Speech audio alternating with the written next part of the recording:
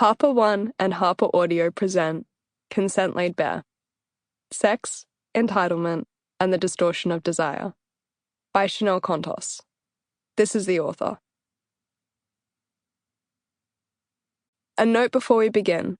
Don't forget to download the accompanying enhancement PDF from your audiobook provider. It contains a bibliography from the book. Philanka. Be ruthless with systems.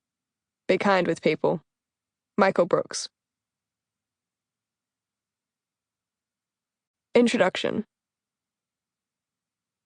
You're 12 years old and out for a run, a block away from your home. You get catcalled by a grown man, so you stop exercising in public. You're 13 at your first party when someone grabs your ass, then another boy does, and then another. You start counting how many do and equate it with how hot you look that night. You're 14, and everyone is gathered around to look at the most recently leaked nude from the girl at the school down the road. You're 15, and you see a boy fingering a semi-unconscious girl on the sofa. The social code is to turn your head away to give them privacy. So you do. But of course, everyone still talks about how embarrassing it was for the girl to be so drunk. You're 16, and you wake up to your boyfriend having sex with you. You're shocked, so you just lie there. You find it hard to sleep for weeks after. You're 18, and your manager at work makes comments about your outfits and touches your back every time he walks past you. You feel icky, but you need the money, and there's no point making a fuss. You're 20, and someone starts choking you in bed. You can barely breathe, but the fear of him telling people you are a prude makes you go along with it. You're 22, and you have a lovely date with a guy you've been crushing on for ages, but you're actually crushed when you realize he took off the condom when you weren't looking. You're 25, and a stranger airdrops you an unsolicited dick pic while you're on the bus home. You look around, not knowing which man just violated you, so you get off the bus 4 stops early. It takes an extra 15 minutes to walk along the well-lit route, but you don't want a repeat of that time someone followed you home. You're 35, and your husband makes jokes about you being his ball and chain, and complains to his friends that he doesn't get it enough, so you have sex with him out of obligation. You speak to older women, and realize it never ends. Recently, I was speaking to an older woman about commonplace experiences of sexual assault in the teen years. She asked me what had gone so terribly wrong in order for the social contract to just be thrown out the window in these circumstances. But the thing is, these acts aren't reflective of a disregard for the social contract. These acts are all part of the social contract. The realization.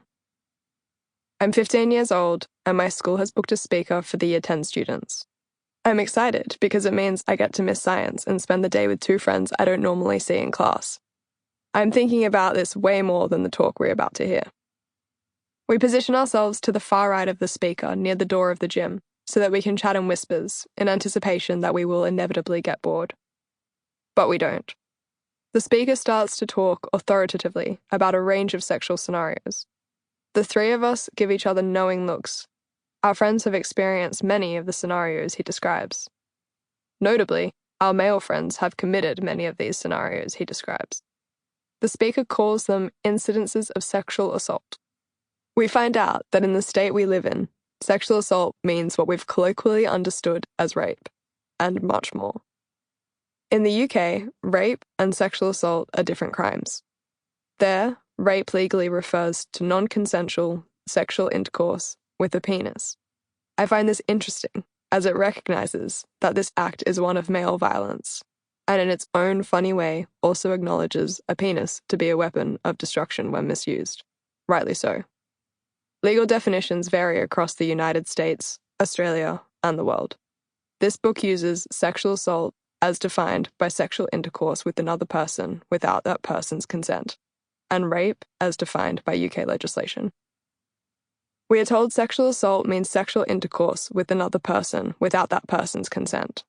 We are taught that this includes genital penetration with any part of the body of another person or a foreign object, including digitally and placing a penis into the mouth of another person, or cunnilingus without consent. The most surprising thing this man says to us is that if someone is intoxicated, consent is void.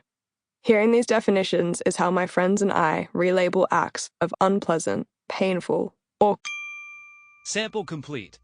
Ready to continue?